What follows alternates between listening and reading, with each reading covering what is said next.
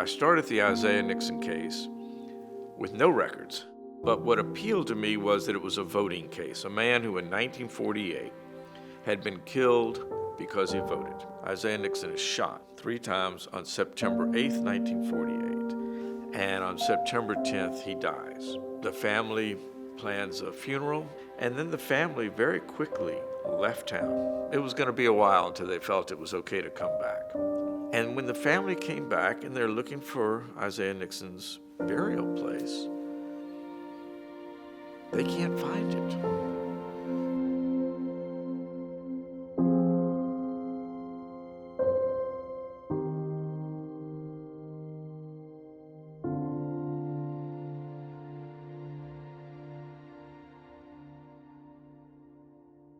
The reason I started the Civil Rights Cold Cases Project, I just thought it was important to go back and look at these. And so if by examining these cases, some measure of justice can be brought, then that's worthwhile.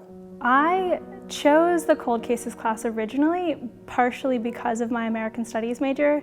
It seemed like a class that would be interesting, and I obviously had some requirements to fill, and I would not have predicted how influential Professor Klibanoff would be in the rest of my life.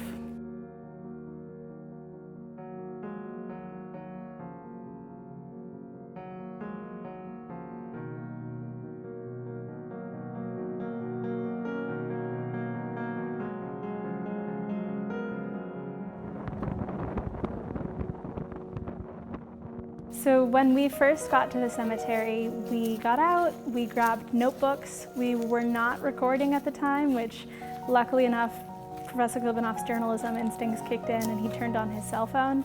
And so I was just sort of wandering down rows. I would go down one, get to the edge, go up to the next, come back.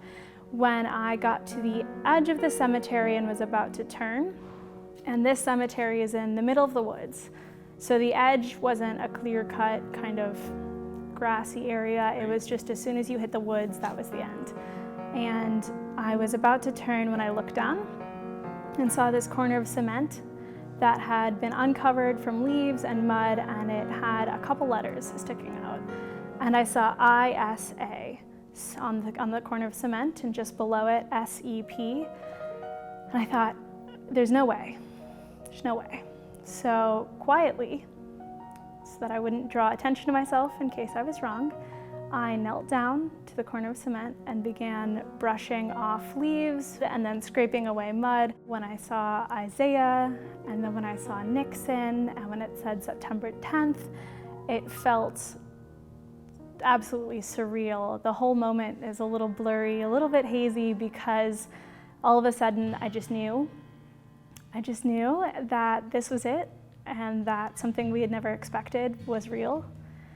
And there is an audio recording of me saying, "I found it," which to this day I have no memory of saying. Without even thinking, I got up and I went over to find the rest of our group. Found a thing that says Isaiah Nixon on It says what? it. Isaiah Nixon. And it was covered in mud, so now I'm covered in mud. There's an Isaiah Nixon? Yeah, that's what I was, because I saw something that said Isaiah, so I uncovered the date. It says September 10th, 1948. Wow. There's a big cement block. It was like on the edge of the woods. Yes, because I noticed that all these slabs had this handwritten in it. So when I saw Isaiah, I figured it might be from a similar time period. But all of this is covered in everything after September was covered in mud and like roots and garbage. Wow. Yeah. I don't think they knew this was here. So Isaiah That is done Nixon. by hand, isn't it? And yeah, it says That's father on the top, but over there they were like all handwritten when they were around 1930. Mm-hmm. So I figured it could be. Oh my God, Ellie! Yeah. Right, it does. What does that say? Father right there. Yeah, but So yeah, oh, I father see. on the top, written up there. Right. So I mean, I don't know. And where you are, right there, Lucy, it says April. Yes, this is April, and that says 1920, Right. which is his birth date. Hi, Isaiah.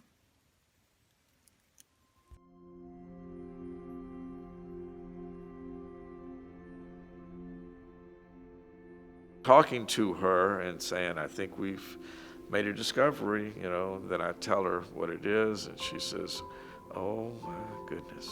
Pretty soon I have her on FaceTime, and I'm just holding up the camera and showing her her father's burial place that had eluded them for 67 years. And her final words that day were, I hope you're going to give those students an A.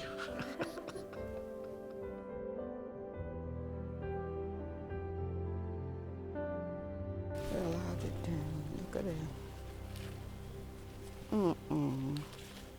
It was just that close. Yeah, yes, ma'am. Golly.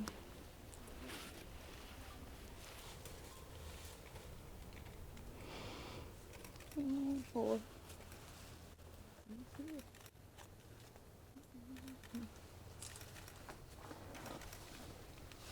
September the 10th.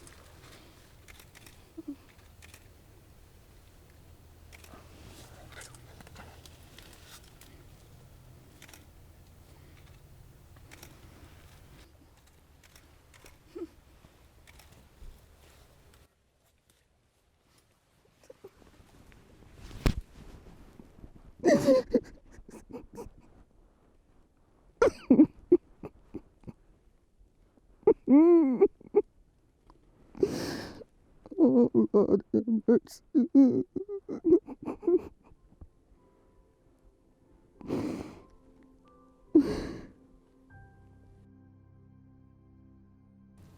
When you first called me, I had still had a lot of anger, and I think I told you all I did. But after talking to your group, some of that was released. And I want to let you know now, the anger is completely released. And thank you all for that, and so forth.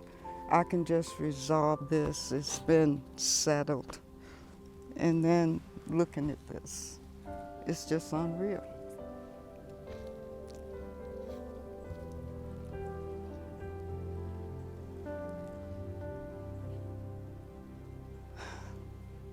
I can't say anymore, except all that's coming in my mind is thank you, thank you, thank you. That's all I can think of right now. Beautiful group, my goodness. We're happy to be here. You have to invite me to your wedding. Yeah. So after we left the grave that fateful day, we have stayed in touch. She added me on Facebook, and it feels kind of like I've got another mom on there watching me. And whenever I have a new update on the case, I like to make sure she knows just that we're not letting it go yet, and that we aren't gonna forget Isaiah Nixon just because we found his grave, just because it happened 2 years ago, and that it's something that really changed my life. And I always feel like she should be a part of that.